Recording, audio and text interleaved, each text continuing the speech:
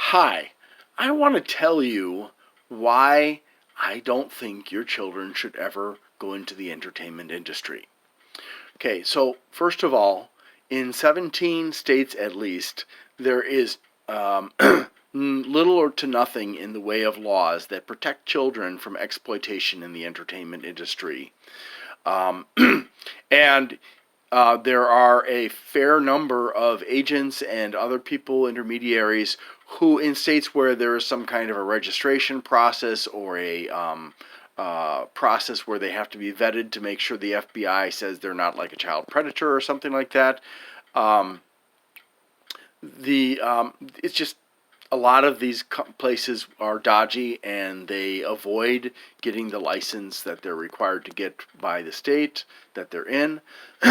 And so what I've learned in my years of life is a few things, is that there are a lot of predatory criminals that are either in the business of entertainment or are connected to people in the business of entertainment, and they come in different shapes and sizes, I guess you could say, or different types would be more appropriate. Some of them are just drug dealers, and some of them are scam doctors or quack doctors who are gonna, do what happened with, let's see, Elvis Presley, for example. He OD'd on prescription medication because his doctor was a quack.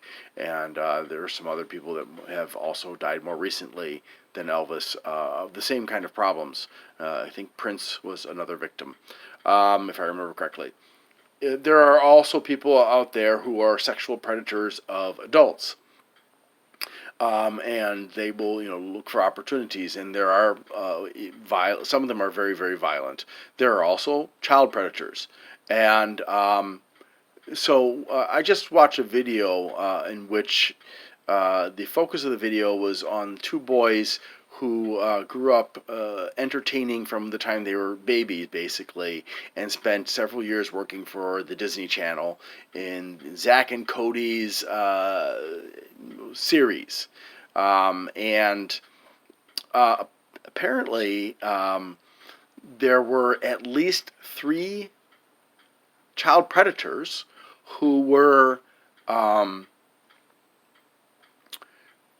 hired by Disney after having been convicted of child molestation.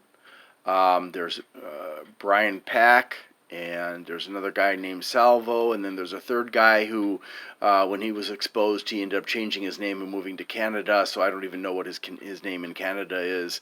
But one of them, Brian Pack, he was convicted, put in jail, and as soon as he got out of prison, he was hired by Disney to work on Cody and Zach's show. Now, I don't know if anything bad happened to Cody and Zach or any of the other child members of that or other shows, but I do know that the other guy, Salvo, I forgot his first name, when he got out of prison, apparently he was very close friends with Francis Ford Coppola, but when he got out of prison, he was immediately hired by Disney to work on another show. And when that became public knowledge, a child predator who had been convicted of having sexual relations with a minor, the defense given by an executive in Disney was, basically, to paraphrase, was that, it doesn't matter because he had sex with a minor who was willing. Well, legally, that's called statutory rape. It doesn't matter if the minor was consensual or not, because you can't have sex with a minor. It's illegal. But apparently to Disney, it's okay. And so Disney, company that provides wholesome entertainment for families, is in the practice of hiring child predators and other kinds of predators. And you can just read all kinds of scary things in the entertainment industry about people who have been raped, and they were, they were assaulted, or something bad happened to them, and they had to keep quiet in order to not be blackballed by the industry. Oh gosh, I guess I'm probably going to be blackballed from the whole Hollywood industry now. Oh, that's so sad. Um, and a lot of other people who have been, have come forward and been blackballed, some people who've been murdered, some people who died of drug overdoses. It's a really dangerous industry to put a child into. Not to mention the fact that previously there were no child labor laws to protect the kids in the industry. And so labor laws started getting passed and they became more and more protective of the children. But then, because of how protective they became, companies like Disney were like, oh, you know what? We can get the same amount of work done as we used to get done before the laws by hiring twins, which is, Zach and Cody are a prime example of that. So, instead of having one person working however many hours, they would have two people working out, by splitting up those hours and keeping within the limits. However, what they don't tell you is that outside of those hours that are regulated, there are unofficial work hours that they had, doing various things and that should have been counted, but they were using loopholes and abusing the children in that sense.